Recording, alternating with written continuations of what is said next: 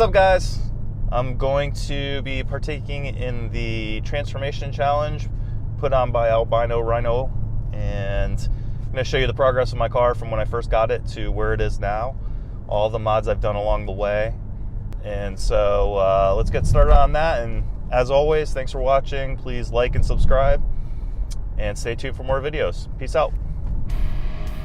All right, guys, this is where it all started, May 22nd, almost 5 years ago. This is the day I picked it up from the dealership, detailed while I was waiting, and the day I brought it home.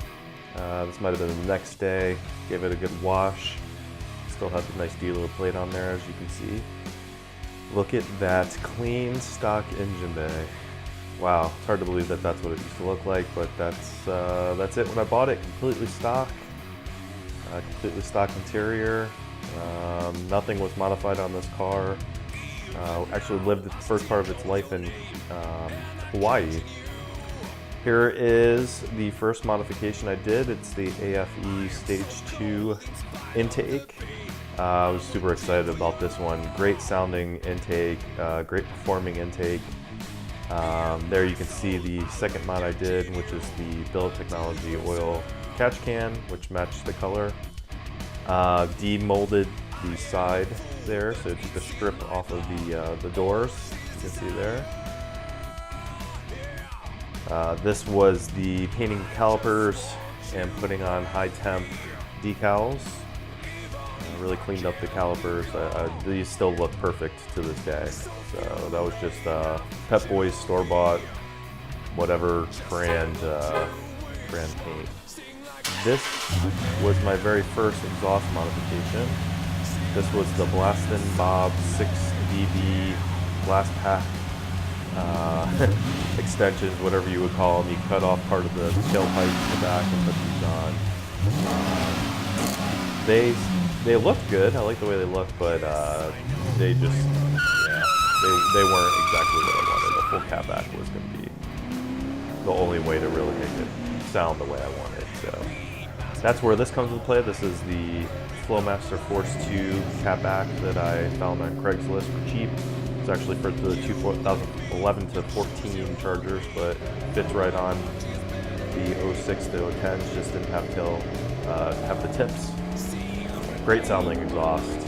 I still miss that Flowmaster sound here and there, but it was a little quiet when you weren't going quite open throttle on it. So, but great exhaust. Of course, after those upgrades and a tuner, this was a little track run at the local 8th mile in my town. So Predator tuner, had these oval exhaust tips welded on to the Flowmaster Force 2. They're a little cockeyed there, but you know. Added the 345 badges, got them off of eBay. And let's see, oh, there's the exhaust tips there again. Let's get this mixed up. There's the OEM rear diffuser. Added that. That was a really nice upgrade to the rear of the car. Made it look really nice there. Then I decided to paint the 345 emblems using some nail polish. Then there was blacking out the front grille and the spoiler with Plastidip. And the front grille lasted a lot longer than the spoiler. It just didn't do a perfect job, but there's the 345 emblems again. And then there was the biggest visual change, I think, was the graphics. I added the Daytona-inspired graphics to the car. I did the hip stripes, the rear trunk blackout. I added the Charger script emblem you can see there. The hood decal is a custom design that I had done. These are all 3M quality vinyl from a guy, Pro Motor Stripes on eBay. Then there's the Petty's Garage strut power brace there that you see. And this is called a Hearst comp stick. So it's the actual handle and knob and a billet shift plate, which was cool. There is a nice burnout, one of my signature burnout videos. Not too long after I had put the decals on. Yeah, this is kind of a walk around of the car at this point in all of my modding. It was still relatively stock, but you know, a lot of visual mods, and you know, of course, the intake, the tuner, the Force 2 catback. Man, still looks awesome. I did like those wheels a lot. The stock 20-inch chrome clads, but they were kind of heavy, and I don't know, the chrome, at first I loved it, but then I kind of got tired of them. So. But the car looked great, and this was the first long video I did of my car on YouTube. I think it's got quite a few views, maybe 20 or 30,000 views at this point. So nice little walk around. Then it was the JVA high flow mid pipes, and those were a fun install. You can see up on the jacks there. I did the Bright pedal kit, the Mopar brake pedal kit with the e-brake. Those were fun to put on. I'm sure anyone that's done those knows how hard those are to put on.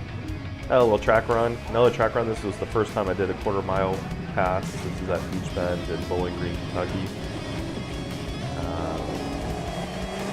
And yeah, first run was against the SRT8. He ran, I can't remember what he ran. He ran low 13s and I ran high 13s. Let's take a look. You can't really see there. Yeah, that's right, I got cut off. This was my best run of the day. The other one was really close. This one was like a 13.9. Let's see, 13.912. All right, and so after that, I did these custom valve covers, half covers, however you want to call them. There was a guy that I met on one of the forums that was a metal worker, so he made these out of steel, and then I designed the graphics and painted them up, which was a lot of fun. I loved the way they came out. I just decided afterwards that it was a little too busy for the engine compartment. Then I decided to take the rear blackout out off of the trunk, just clean it up a little bit. I kept all the rest of the decals. It was just got rid of that back one. I like the results. I put the Hearst badge on, which is no longer there, but it did definitely clean it up. Then I upgraded the Hearst shift knob to the white, so kind of reminiscent of the old 4-speeds that you'd find in muscle cars. Yeah, my first wheel purchase. So these were the Scat Pack black wheels. Thought I was really set on them. I loved them, but then I put them on and I just, yeah. You can see there, it was before it was lowered. I just didn't love the look. So then I ended up getting these, and these are black chrome SRT8 wheels, also forged, way the same as the other ones that you just saw. So they're a lot more lightweight than what came on the car originally. Like I said, forged, so very strong. These were great looking wheels. I really liked them. The only problem with these is I had to run a spacer on them to get them to clear the front knuckles, and which became kind of a problem. Anytime I had a tire issue or had to get tires at Discount Tire, they wouldn't let me. They didn't want to deal with spacers, basically. You can also see here, this is after I got the car lowered. So I have Coney, however you say it, the orange shocks, and you can see the Mopar Stage 1 blue springs there. So this is an advertised 1-inch drop, but it's actually closer to 1.5 on the car overall. It's settled a little bit more since this video, but that's a great visual mod to really change. I mean, lowering the car changes the stance of it so nice, and look at it, just looks like that's how it should come from the factory right there, I think. So there's all right, now here's another giant visual mod that I did, and that is the hood, the infamous TA hood. Man, the body shop that I had paint this, that just knocked it out of the park. Perfect match. The hood was awesome, but it was when I was still thinking about supercharging the car, and I just decided afterwards that I wasn't going to go that far with it. So this hood just ended up being a little too aggressive for the performance of the car. But man, I got so many compliments on that hood when I had it on, and it was. I don't think I've ever seen another first generation LX. So that's the 06 to 10 Chargers with that particular hood. I'm sure they're out there now. There's definitely one, because I ended up selling it to a guy who had the same exact car as me, an '09 Deepwater Blue Pearl Charger RT with the road and track package, and he ended up buying it. He drove from Mississippi up here to Tennessee, and I got about half of what I put into it, but it was better than nothing. So he's still rocking that hood, I think. All right, so the next mod here, you can see that is the leg hammer LMI carbon fiber intake. This is an attempt to see how it would look without a spoiler. I went back to the stock hood. I thought, oh, let me check it out without a spoiler. You can see the little plugs there, but I wasn't loving it. All right, so this is the third wheel purchase. These are the Super Track Pack wheels, Hyper Gray. These are the ones that are still currently on the car. Road and Track, that's my custom plate that I got on the back there. And okay, now in this one, it's kind of hard to tell, but in the back, I did a police package rear brake upgrade. And so that basically, the rotors go from, I believe, a little over 12 inches to 13 inches in the back. So it helps with the braking performance. This is the Eagle Eye HIDs that I put in with Morimoto bulbs and ballast and harnesses and all that good stuff. Those were a fun little project to try to figure out. It took quite a while. Engine bay, that's with the stainless steel braided hoses that I put on. And there's the carbon fiber intake. Eventually you can see, if you look at the bottom of the engine, you'll see spray from the coolant. That's where I ended up putting on my new Belt Technology thermostat housing to help solve that problem. All right, here is one of the biggest performance modifications that I did. This is the JBA silver ceramic shorty headers, and showing off some of the awesome JP welds there. Actually pretty good. I mean, overall, they're really good quality. I mean, they're not perfect by any means, but these things are such an upgrade over the stock log manifolds that you'll see in a second that, it was worth the 10 hours on the back in the garage. There you go, look at that. I mean, look at the difference in the single runner versus the multiple runners and the size. There you go, there's a good shot of it. So here is exhaust number who knows.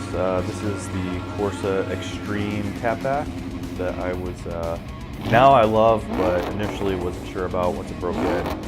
Here it's pretty wicked. So this is still the exhaust that's currently on the car. The very last mod that is yet to be installed is a 323 Richmond gears with wave track posi.